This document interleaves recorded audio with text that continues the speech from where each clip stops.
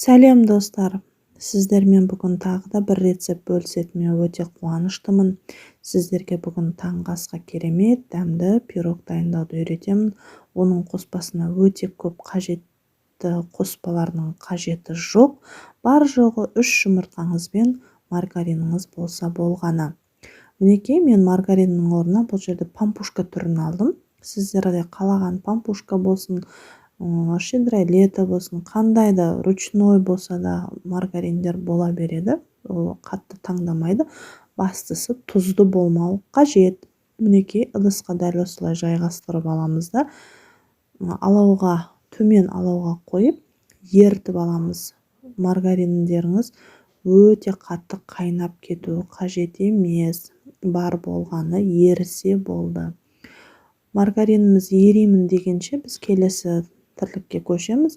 Құрғақ ыдысқа 3 дана жұмыртқаны алып шағамыз да, үстіне 1 пиала немесе 150-200 грамм шекер саламыз. Достар, егер сіздер тәттіні қатты қалайтын болсаңыздар, тәттісін көбірек 150-200 грамм қылып қоссаңыздар болады. Мен тәттіні өте қатты қош көре бермеймін, сол себепті 150 грамм ғана салдым. Жұмыртқаны өте қатты көпірту шарт емес. Бастысы шекері еру қажет. Шекері ерігенше миксермен істеу қажет емес. Дәл осылай венчикпен ертіп аламыз да, үстіне еріп тұрған маргаринімізді құямыз. Және де бір айта кететін нәрсе, маргариндеріңіз өте қатты ыстық болмау керек. Егер де маргарин өте қатты ыстық болатын болса, жұмыртқаңыз пісіп қалуы мүмкін.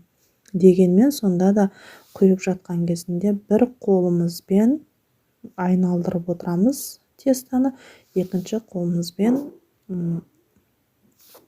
маргаринімізді құямыз. Және де ұнды қосқан кезінде алдын ала електен өткізіп алсаңыздар да болады, немесе салатын кезінде үстінен електен өткізген жақсы. Себебі біз нан емес, пирог пісіріп жатырмыз. Егер де пирогтарыңызды үлпілдек, әдемі болсын десеңіздер, обязательно дәл осылай електен өткізген дұрыс. Мен бұл жерде 200-250 грамм ұн аламын. Әр үн әр қалай, сол себепті мынанша деген қатып қалған қағида жоқ. Бастысы пирогтың тестасына лайық болу керек. Және де разрыхлительді ұнға обязательно араластыру керек.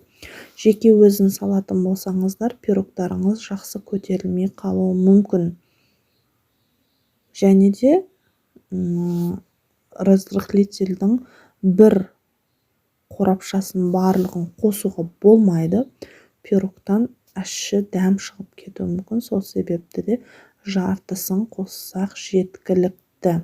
Мінекей, дәл осы әдіспен араластырып аламыз да, бастысы пирогтың консистенциясы өзінің ережесіндегідей болуы қажет. Және де қалаған тапаны немесе пирогқа, тортқа арналған формаларды қолдансаңыздар да болады. Мен бар жоғы үйдегі бар табамды ғана қолдандым. Және де астын маймен майлап алдым. Жанын майламаңыздар. Себебі пирогыңыз көтерілмей қалуы мүмкін. Немесе асты күйеді деп өздеріңізге сенімсіз болсаңыздар, астына фольга төсесеңіздер де болады. Қалағандарыңызша мен жұқалап май жақтым. Және де пешімді 180-200 градуста ысытып қойдым. Алдын ала қосып, ысып тұрған пешке, қызып тұрған пешке саламыз. Тура 20 минутта дайын болады. Бірақ бір айта кететін нәрсе, пирогты пісіріп жатқан кезінде бетін ашып көруге болмайды. Тура 20 минутта піседі. Піскенін білу үшін арасына зубочистка немесе спичканы тығып көрсеңіздер болады. Тыққан кезінде қамыр зубочисткаға жабысып қалса, демек арасы әлі шикі деген сөз. Ал егер зубочистка құрғақ шығатын болса, ол пісті дайын деген сөз. Ас болсын достар.